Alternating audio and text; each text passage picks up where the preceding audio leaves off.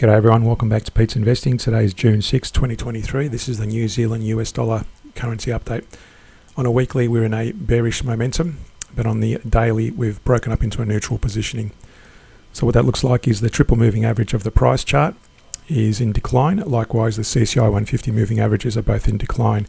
So when they're aligned, it's showing us a bearish signal at this point, after it was in a neutral positioning for some number of weeks.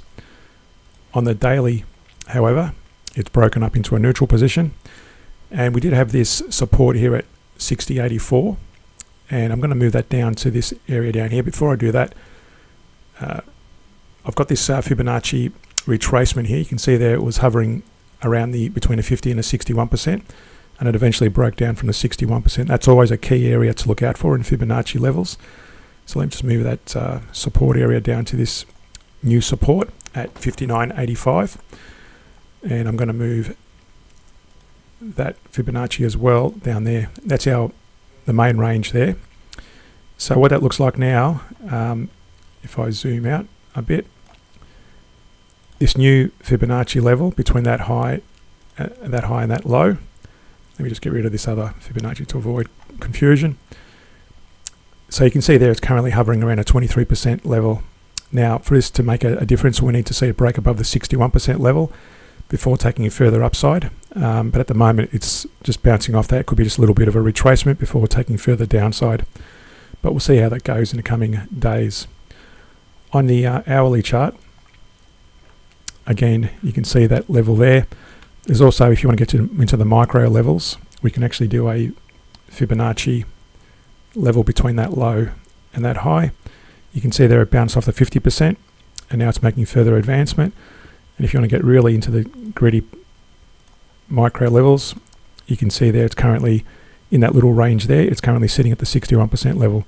It did break above it, but the candle's currently sitting there at the moment as we speak. So for that to break much higher, that's the first breach into a bullish momentum. You can see there our indicator down here showing a bullish movement. So that's how you would basically read it and see that each of these in succession moving upwards to break that bullish momentum. That 61% is always a key area. Also, if I zoom out, you can see here I've got this short back test and a long back test in terms of trading this during that period.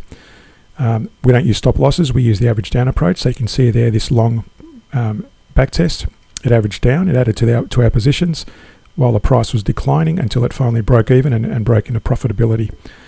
The way to avoid these drawdowns and averaging down in that area, you want to make sure, for example, back here at the start of that decline, that was in April 22. So if I zoom into April 22, you can see there were a couple of short positions. It was actually very limited long positions during that period. And April 22, no long positions on the weekly. That's why I say predominantly take the weekly and the daily when they're aligned. So here you would have taken predominantly short trades when the weekly here and the daily here were aligned. So you can see there the profitability of the shorting positioning was more profitable.